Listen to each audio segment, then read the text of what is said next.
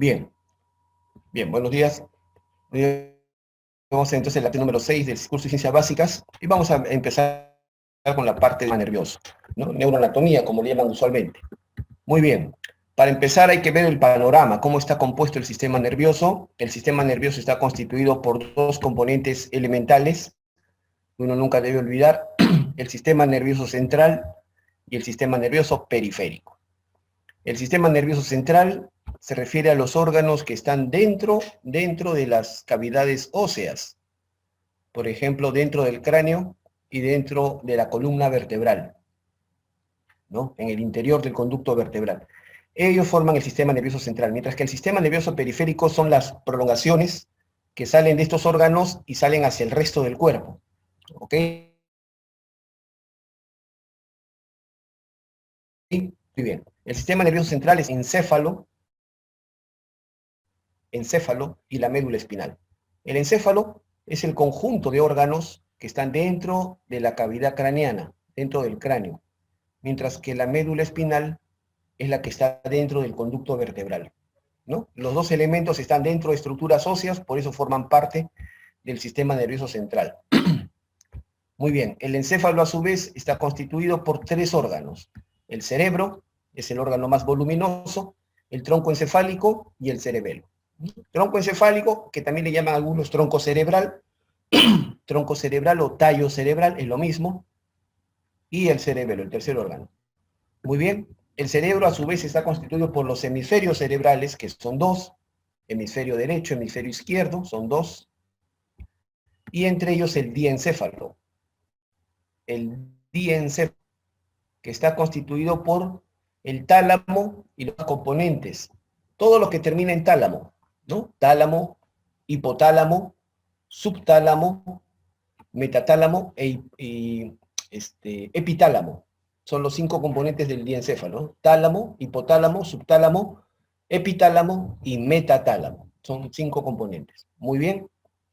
El tronco encefálico está constituido por tres componentes de arriba hacia abajo. El más alto es el mesencéfalo, o llamado también, bueno, este deriva del cerebro medio, por eso que mucha nomenclatura en inglés, mucha nomenclatura norteamericana le dicen el midbrain, que es el cerebro medio, ese es el mesencéfalo, ¿ok?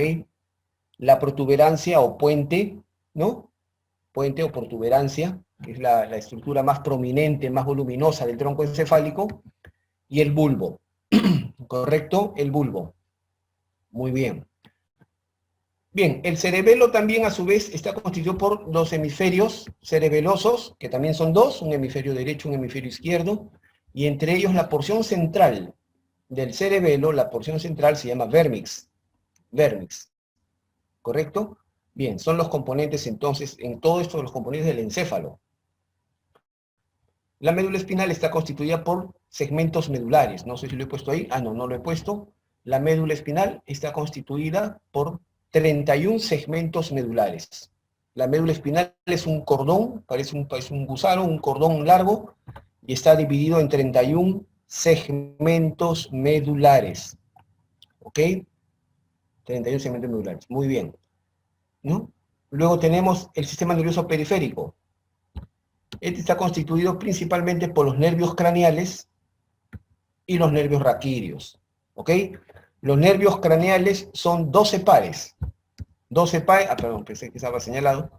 12 pares, del 1 al 12, y se nombran en número romano.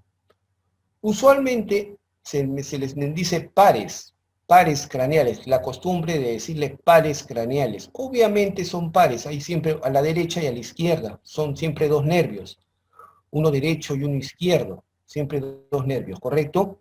Pero la costumbre de decir pares craneales ha llevado a tal punto,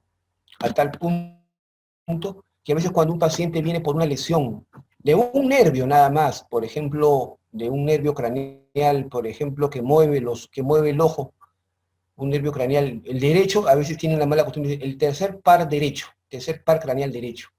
Y está mal dicho, pues, no es un par derecho y un par izquierdo. Si fueran dos pares, serían 4 nervios. Y eso está mal. Entonces deben decirse nervios craneales y no pares craneales, ¿ok? Obviamente son pares, hay uno derecho y uno izquierdo. ¿correcto? Y son 12 pares. Se nombran del 1 al 12 en números romanos, Y los nervios raquídeos, que algunos también le dicen nervios pares. Los nervios raquídeos o espinales también son pares y son 31 pares. Los nervios craneales entonces son 12 pares y los nervios raquídeos o espinales son 31 pares. ¿Correcto? Muy bien. El sistema nervioso autónomo, por su parte, yo he hecho esta clasificación. Cuando uno habla de los componentes anteriores, uno habla pues de la estructura anatómica, ¿no? Estos son los componentes anatómicos.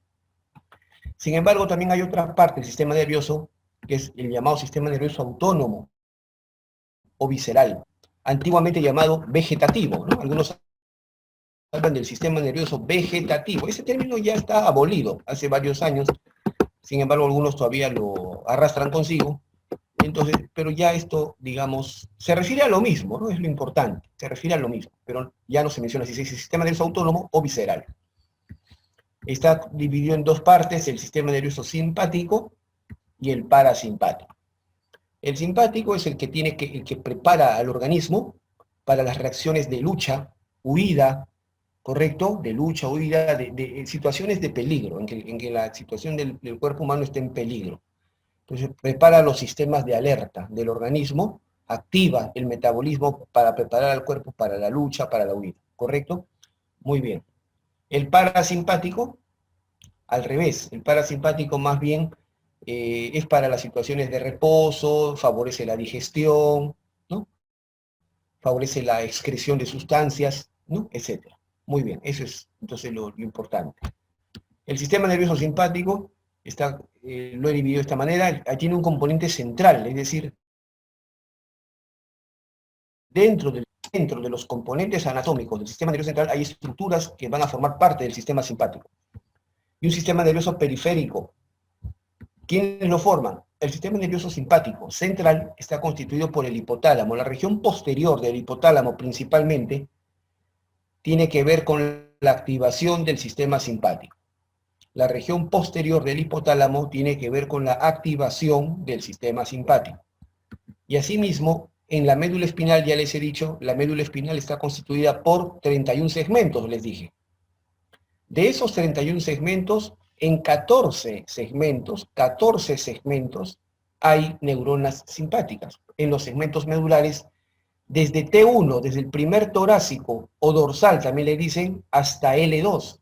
Aquí hay 14 segmentos, es decir, porque torácicos son 12, de T1 a T12, más los dos primeros lumbares, L1 y L2, es decir, 14 segmentos medulares.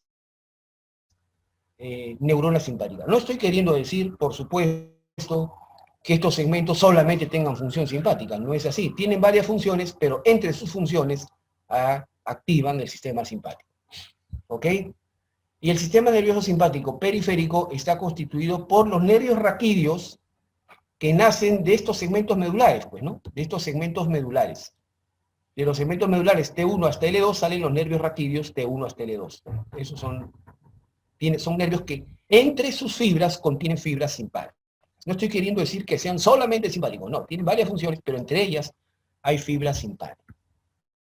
Y las cadenas, hay dos cadenitas que bajan paralelas a la columna vertebral, claro, paralelas por fuera de la columna, a los lados de la columna, a cada lado hay una cadena, son dos cadenas, una derecha y una izquierda, las cadenas paravertebrales o cadenas ganglionares simpáticas. Muy bien, esos son los elementos del sistema nervioso simpático periférico. El sistema parasimpático también tiene un componente central y un componente periférico. El componente por la región anterior del hipotálamo. Entonces no te olvides. La región posterior del hipotálamo activa el sistema simpático. La anterior activa el sistema parasimpático. ¿Ok? Los núcleos de los nervios craneales. En el parasimpático tiene componente en 4 nervios craneales. En 4 nervios craneales. El tercero, el séptimo, el noveno y el 10º. 4 nervios craneales llevan, entre sus funciones, llevan función parasimpática. No estoy queriendo decir que son exclusivamente parasimpáticos, por si acaso, porque nunca falta un absolutista, uno que solamente no es así, ¿correcto? Entre sus funciones llevan función parasimpática. ¿Qué nervios craneales llevan función parasimpática? 0, el séptimo, el noveno y el décimo. El 3, 7, 9 y 10. ¿Correcto? Muy bien. El tercero, que se llama nervio oculomotor, así se llama el tercero. El séptimo, que se llama nervio facial. El noveno se llama nervio glosofaringio. Y el décimo se llama nervio vago. Esos 4 nervios llevan función parasimpática. Y por otra parte, en la médula espinal, de los 31 segmentos que tiene, en tres segmentitos hay funciones parasimpáticas. También, entre sus funciones, tienen funciones parasimpáticas. Los segmentos sacros, S2, S3 y S4. ¿Correcto? Muy bien. El componente periférico son los nervios craneales, pues, que nacen de estos núcleos. Los nervios craneales 3, 7, 9 y 10, no se olviden. Los nervios raquídeos que nacen de estos segmentos medulares, S2, S3, S4. Nada más. Muy, muy fácil. No lo olviden entonces. Entonces son preguntas clásicas, ¿no?, que se hacen en los exámenes de Google. ¿Qué nervios craneales llevan función parasimpática? Tercero, 3, 7, 9 y 10, ¿no? Segmentos medulares, S2, S3, S4. ¿Qué región del hipotálamo activa el sistema simpático? La región posterior. ¿Qué región del hipotálamo activa la función parasimpática? La región anterior. ¿Correcto? Bastante simple, son preguntas seguramente en el colegio les han hecho. Muy bien. Empezamos entonces hablando de la primera estructura del sistema nervioso central, que es la médula espinal. La médula espinal es una estructura como un cordón cilíndrico aplanado, cuyo diámetro transversal es mayor que el diámetro antero-posterior. Significa que no, si yo la hago un corte horizontal, la médula no es cilíndrica. O sea, no es completamente cilíndrica, sino que es más ancha, es más ensanchada que en sentido antero-posterior, ¿no? Su diámetro transversal es mayor que el diámetro antero-posterior. Ocupa los 2/3 superiores del conducto vertebral. Esto es importante. En el adulto, la médula espinal no ocupa toda la columna vertebral, no ocupa todo el conducto vertebral, no. Termina a la altura del disco intervertebral entre L1 y L2. Ahí termina. Generalmente termina en el borde inferior, a la altura del borde inferior de L1. ¿Correcto? A la altura del borde inferior de L1. Ahí termina. ¿Correcto? Ya, usualmente decimos que termina entre L1 y L2. ¿Correcto? Eso es en el adulto. Es decir, debajo de L1 ya no hay médula espinal, como ustedes ven acá. En el niño pequeño, en el recién nacido y en el niño más o menos hasta los 15 años, la médula espinal termina entre L2 y L3. Entre L2 y L3. Con lo cual quiero decir que del nacimiento hacia adelante la médula espinal nunca ocupa todo el conducto vertebral. En un recién nacido, ¿es normal encontrar la médula que ocupe todo el conducto vertebral? Falso, no es normal. En un recién nacido la médula ya debe estar terminando entre L2 y L3, y después de los 15 años asciende un poco entre L1 y L2. Eso se debe a que la columna crece. En longitud. Entonces, por eso que después de los 15 años la médula espinal termina entre L1 y L2. ¿Ok? Entonces, en el adulto ya, en su posición definitiva, ocupa los 2/3 superiores del conducto vertebral. Normalmente un adulto mide un promedio de 3 a 45 centímetros y su diámetro horizontal de 6 a 13 milímetros. Miren este diámetro transversal, ¿no? Es bastante notorio, de 6 a 13 milímetros. ¿Cómo puede tener un valor tan variable? Es decir, de 6 hasta más del doble, ¿no? Hasta 13 milímetros. Significa que la médula tiene partes donde es más ancha. Tiene zonas donde es más ancha. La médula espinal tiene dos zonas donde es más ancha. Ahí su diámetro llega a medir 13 milímetros. Y tiene zonas donde es más angosta, más delgada. Ahí llega a medir 6 milímetros. Las zonas de la médula espinal donde es más ancha se llaman comúnmente ensanchamientos de la médula espinal, o también se les llama intumescencias. Las intumescencias espinales, son las zonas de ensanchamiento de la médula espinal. Y son dos. Una a nivel cervical y una a nivel lumbar. Bien, la médula espinal tiene un peso más o menos de 28 a 30 gramos. Muy bien, sus límites, arriba la médula espinal limita con el bulbo, la médula se continúa hacia arriba con el bulbo, que es parte del tronco encefálico, ¿no? Con el cual se separan por el agujero occipital, el agujero magno, ¿no? El bulbo termina justo a nivel del agujero occipital, el agujero de la base del cráneo, ¿no? Que lo hemos visto en el capítulo de cabeza, termina ese nivel y ahí continúa la médula espinal. La médula espinal termina abajo, termina en su extremo inferior, termina como si fuera la punta de un lápiz. La médula espinal termina en punta. Esa punta, esa formación puntiaguda de la médula se denomina cono medular. Muy importante. Muy importante. En neurología existen síndromes de cono medular. Entonces es importante. El cono medular o cono terminal es el extremo inferior de la médula espinal, en forma puntiaguda.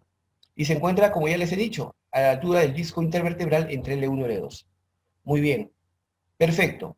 La médula espinal, les he dicho, es un cordón largo que está constituido por 31 segmentos medulares. La médula espinal está constituida por 31 segmentos medulares.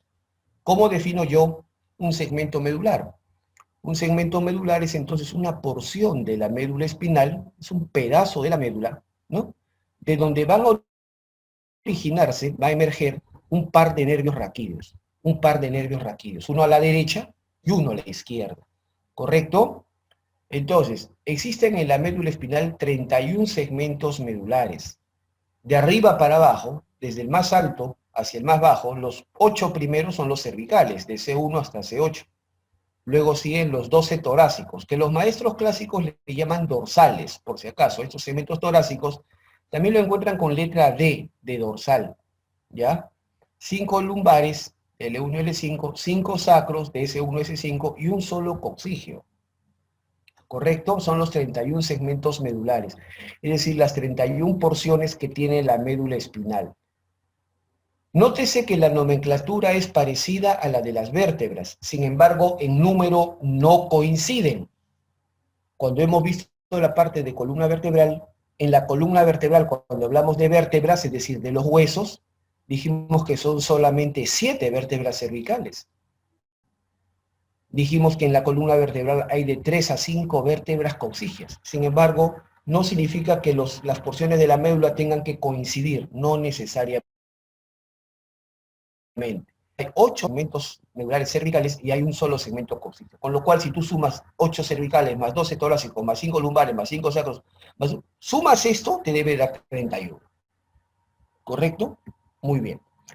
Perfecto. Hemos dicho que la médula espinal no ocupa el mismo tamaño de la columna vertebral. La médula espinal es más corta. Sin embargo, tiene segmentos de todos los tipos, es decir, tiene segmentos cervicales, torácicos, lumbares, sacros y coxígeos. Tiene todos los segmentos. Si la médula espinal termina a la altura de las vértebras L1, L2, significa que el segmento medular coxígeo, el último segmento medular, está a la altura de las vértebras lumbares. ¿Ven? Para que vean que no coincide necesariamente con la vértebra de ese nivel. Entonces, para eso se diseñó esta tabla. Es la ley de Chipaul, la relación de altura entre vértebras y segmentos medulares, ¿no? Si yo tengo como dato una vértebra y quiero saber qué segmento medular se encuentra a esa altura, aplico esta tabla. Por ejemplo, a nivel de la vértebra cervical, para saber el segmento medular es más 1. A nivel de los 6 primeros torácicos, el segmento medular más 2. A nivel de los 3 siguientes torácicos, segmento medular más 3. Y así, a nivel de la vértebra T10 están los segmentos medulares L1 y L2. A nivel de la vértebra T11, L3, L4, T12, L5, S2. Y a nivel de la vértebra L1, acá terminaba la médula, ¿se acuerdan? La médula termina a nivel de la vértebra L1. Está el cono medular, es decir, del segmento medular S3 hasta el coxígeo. Muy bien, simple. Los nervios raquídeos. ¿Qué son los nervios raquídeos? Los nervios raquídeos son parte del sistema nervioso periférico, ¿no? Son nervios que emergen a ambos lados del segmento medular. Los nervios raquídeos se nombran exactamente igual que los segmentos medulares. Si tengo 31 segmentos medulares, entonces existen 31 pares de nervios raquídeos. Y se nombran igualito, 8 cervicales, 12 torácicos, 5 lumbares, 5 sacros y un solo par coxígeo. Cada nervio raquídeo, a la derecha y a la izquierda, cada nervio raquídeo se forma por la unión de una raíz anterior, como ven ustedes ahí, una raíz anterior o raíz ventral, también le dicen, y una raíz posterior o raíz dorsal, ¿correcto? Noten las diferencias, noten las diferencias. La raíz anterior es más corta, la raíz posterior es más larga. Otra diferencia, la raíz posterior presenta, acá ven ustedes, un abultamiento, un abultamiento. Este bultito, esto se llama el ganglio de la raíz posterior, o se llama el ganglio espinal, o ganglio raquídeo. Ganglio espinal o ganglio raquídeo. Surge la pregunta, ¿qué cosa es un ganglio? Estamos hablando de estructuras nerviosas, ¿ah? No hay que confundir con ganglios linfáticos. Eso es otra estructura, otra cosa. Ganglios linfáticos es otra cosa. Acá estoy hablando de un ganglio nervioso, de un ganglio neural, ¿correcto? De un ganglio nervioso. ¿Qué es un ganglio nervioso? Es un cúmulo de neuronas. Aquí hay neuronas, hay cuerpos neuronales, cuerpos celulares de neuronas. Un ganglio nervioso, un ganglio es un conjunto de cuerpos neuronales, es una masa de cuerpos neuronales que está situado fuera del sistema nervioso central. Está fuera del sistema nervioso central. Ese es un ganglio. Es un conjunto de neuronas, de cuerpos neuronales que están fuera del sistema nervioso central. ¿Correcto? Porque si estuviera adentro no se llama ganglio, se llama núcleo. Núcleo. Núcleo son conjuntos de somas neuronales dentro del sistema nervioso central, ¿ya? Aquí núcleo no es como los físicos atómicos, un núcleo es protones más neutrones, no, esa es otra historia. Para nosotros un núcleo es un conjunto de cuerpos neuronales dentro del sistema nervioso central. Y un ganglio, lo mismo, conjunto de cuerpos neuronales, pero fuera del sistema nervioso central. Y acá podemos observar que la raíz posterior posee un ganglio. El ganglio de la raíz posterior, o ganglio espinal, o ganglio raquídeo. ¿Correcto?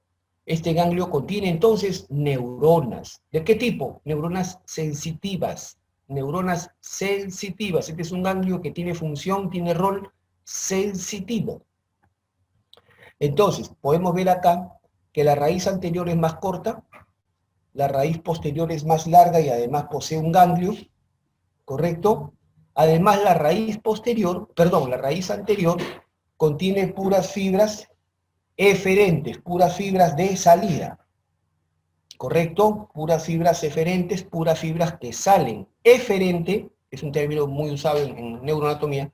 Eferente significa de salida, que sale, ¿correcto? Fibras eferentes son fibras que salen de la médula espinal, en este caso, por la raíz anterior contiene fibras eferentes que suelen ser fibras motoras, fibras que salen de la médula espinal hacia un músculo, por ejemplo, o de pronto hacia una glándula, ¿no? ¿Correcto? O hacia un órgano.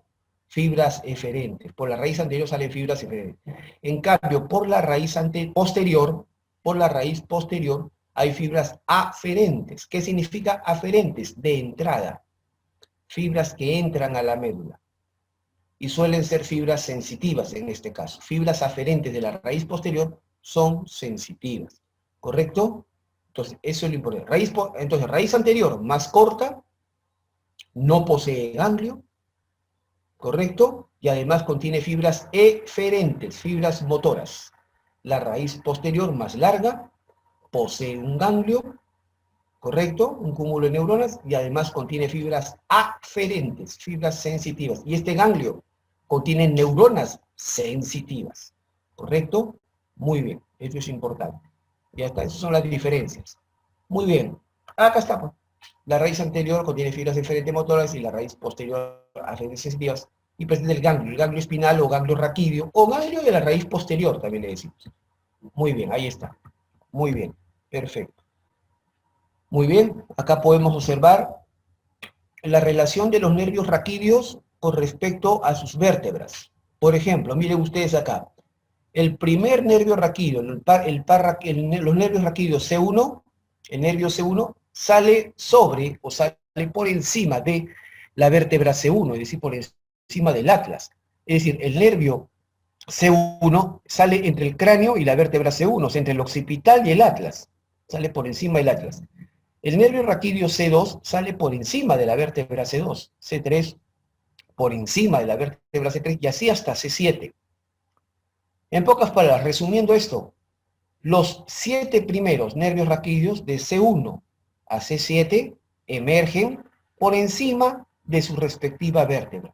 Todo, desde C1 hasta C7, emerge por encima de su respectiva vértebra.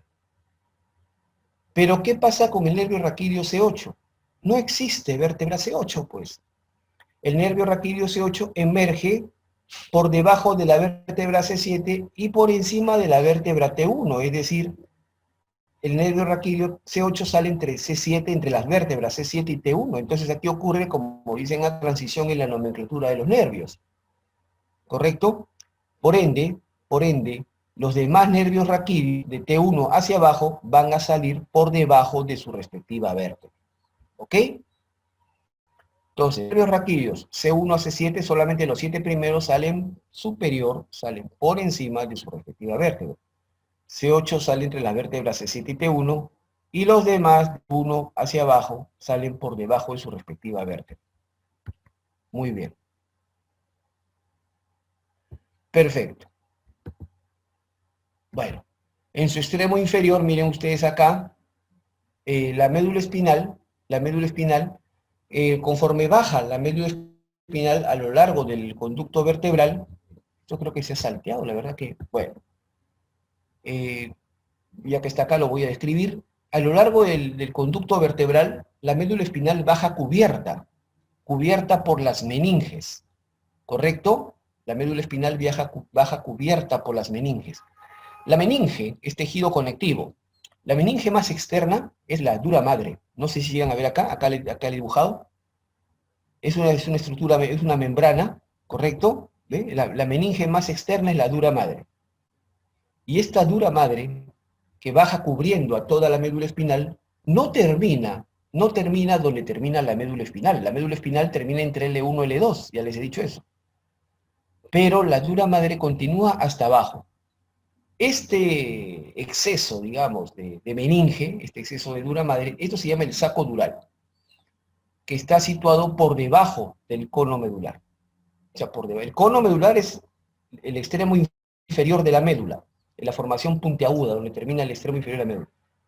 Entonces, este saco dural va a estar desde L1, L2 hasta las vértebras S2, S3. Y este saco contiene, como ven ustedes acá, contiene numerosos nervios, ¿no? Un conjunto de nervios acá que van a buscar su nivel de salida por debajo de su vértebra correspondiente, junto con ellos un ligamento que es llamado el filum terminal, y todo ese conjunto forma la llamada caudequina. Esta es la caudequina, traducida al castellano como cola de caballo. La cola de caballo es el conjunto de raíces, el conjunto de nervios lumbosacros más el filum terminale. ¿Ok? Muy bien. Todo esto está dentro del líquido. Acá hay líquido, que es el líquido cefalorraquídeo. El líquido cefalorraquídeo. Prácticamente la mitad de todo el volumen de líquido cefalorraquídeo circulante está a este nivel. Está a este nivel. Por eso que uno hace punciones a este nivel para poder obtener una muestra de líquido cefalorraquídeo. ¿Ok? Muy bien. Eso es lo importante. La caudequina. Muy bien. Acá está precisamente, ¿no? La punción lumbar.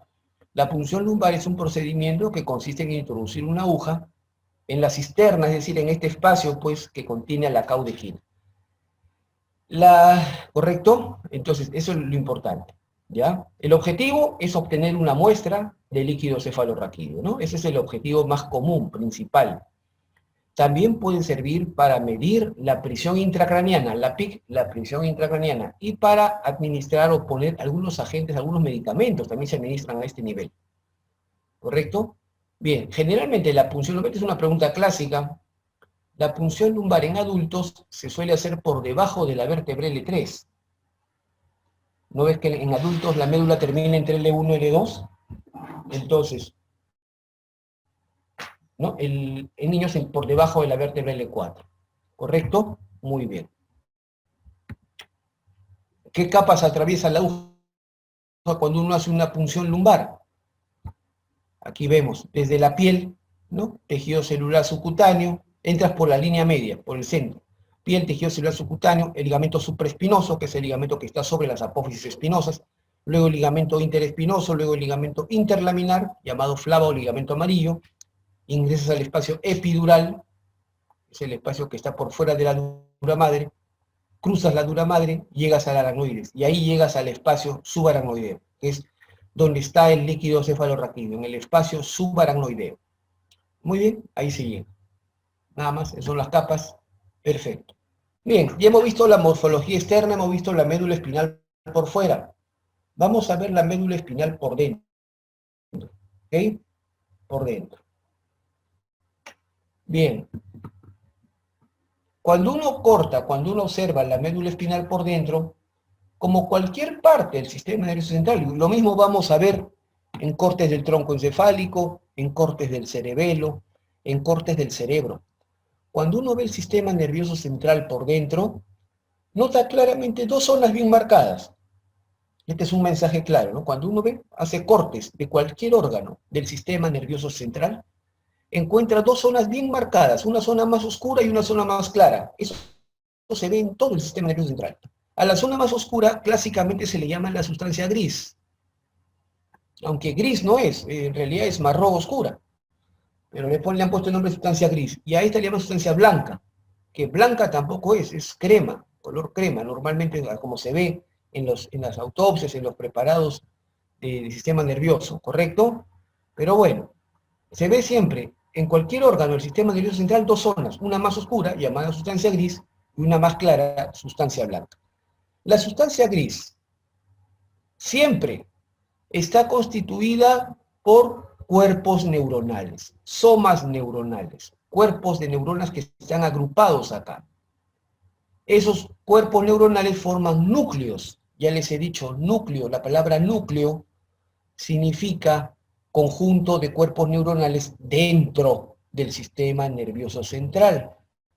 ¿Correcto? Entonces, la sustancia gris está constituida por núcleos, conjuntos de cuerpos neuronales, somas neuronales que están agrupados acá. ¿Correcto? Muy bien. Mientras que la sustancia blanca está constituida por axones, por axones. La pregunta, ¿y a qué debe su color, a qué debe su claridad, digamos la llamada sustancia blanca? A que la gran mayoría o casi todos los axones que hay en ella son axones revestidos con mielina. Mielina. La mielina es un componente fosfolipídico. Fosfolipídico está constituido por tejido adiposo, por fosfolípidos específicamente, cuya función es aumentar la velocidad de conducción nerviosa. La mielina no cumple función de protección, como algunos creen, eso es mentira, ¿correcto? No es protectora. La mielina es un aislante eléctrico. Es un aislante eléctrico que facilita la transmisión saltatoria, entre comillas, del impulso nervioso, con lo cual aumenta la velocidad. Es decir, la función de la mielina es hacer que el impulso nervioso viaje a mayor velocidad. Eso ya lo van a comprender mejor en histología y en fisiología. ¿Correcto? Entonces, pero entiendan eso, que axones con mielina tienen una velocidad de conducción mucho más rápida que los axones sin mielina. ¿Correcto? Bien, la mielina, como es material fosfolipídico, le da este aspecto más claro a la sustancia blanca. Entonces, la sustancia blanca debe su color a la mielina que reviste los axones que hay en ella. La sustancia blanca está constituida por axones y casi todos ellos revestidos con mielina. Muy bien, entonces ya sabes, sustancia gris y sustancia blanca. En la médula espinal, la sustancia gris en la médula espinal tiene forma de una letra H, como ven acá, ¿no? Tiene forma de una letra H. En ella se describen astas anteriores, astas o cuernos, ¿no? La palabra asta es cuerno. Astas anteriores o cuernos anteriores, astas posteriores o cuernos posteriores, ¿no? Y un puente que cruza de lado a lado, eso se llama la comisura gris. Acá viene otra palabrita. En neuroanatomía, la palabra comisura, ¿qué significa? Comisura es cualquier estructura que cruza la línea media, es decir, que une lo derecho con lo izquierdo, la mitad derecha con la mitad izquierda. Cualquier estructura que tú veas que está cruzando la línea media y está uniendo la mitad derecha con la mitad, sin miedo, ponle comisura. ¿Correcto? Comisura. Y esta es una comisura gris. ¿Me entendieron? Muy bien. ¿Qué observamos acá? Las astas anteriores son más cortas y más anchas que las astas posteriores. Las astas posteriores suelen ser más largas, pero más delgadas. ¿Correcto? La comisura gris, ¿correcto? La comisura gris es un puente que cruza de lado a lado, uniendo las dos mitades de la sustancia gris, y posee en el centro, ¿ven este puntito? Ese puntito es un conducto.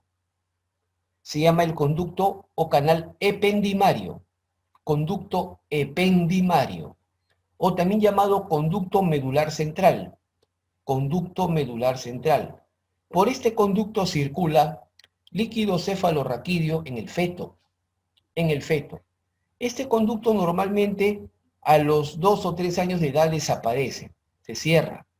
A los 2 o 3 años de edad se cierra. En el adulto no hay este conducto, solamente es un punto. ¿Ok? Muy bien, perfecto, nada más. Y estas partes de la sustancia gris, hasta anterior, hasta posterior con gris, se encuentran en toda la médula espinal.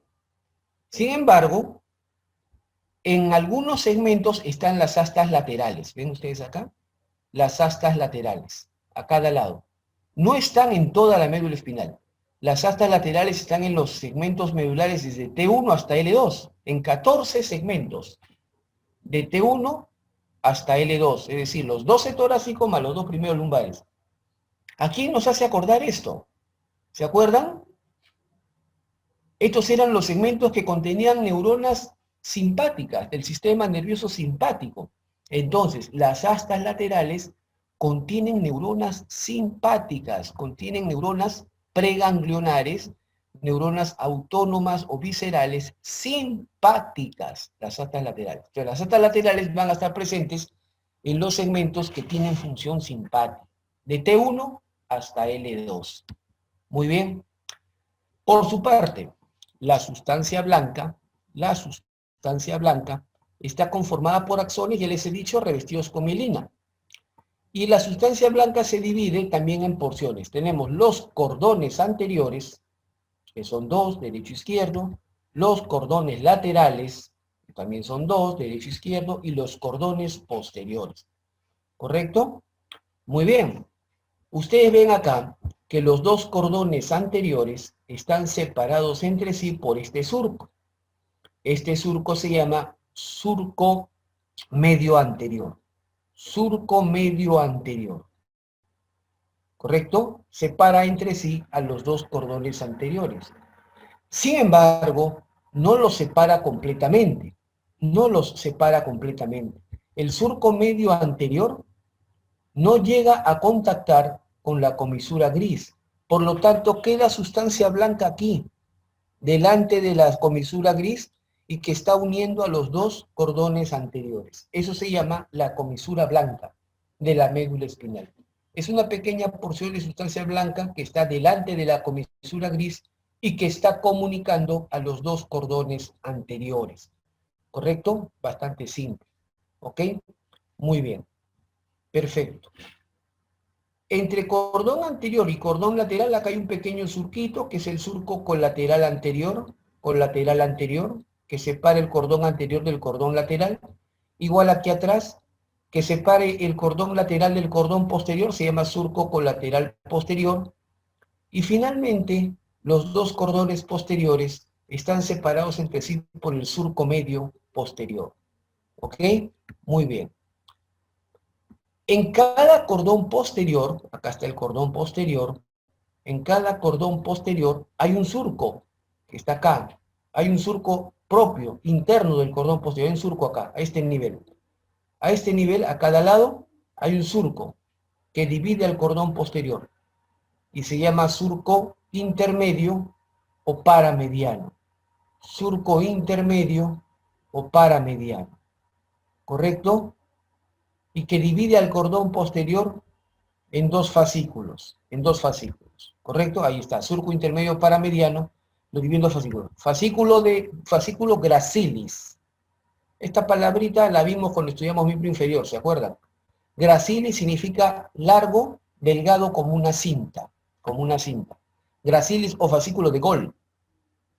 Y el que está lateral, fascículo cuneiforme, en forma de cuña, o fascículo de Burdak. Esos son los famosos fascículos de Gol y Burdak, que ocupan el cordón posterior de la médula espinal, y están separados entre sí por el surco intermedio o paramediano. Pregunta, ¿este surco intermedio o paramediano está a lo largo de toda la médula espinal? Falso. Se encuentra, viene desde el bulbo, ¿eh? Viene desde el bulbo y baja por la médula, llega generalmente hasta el segmento T6, hasta el sexto segmento torácico. Debajo de este segmento ya no es visible este surco. ¿Correcto? Muy bien. Perfecto. Ya está.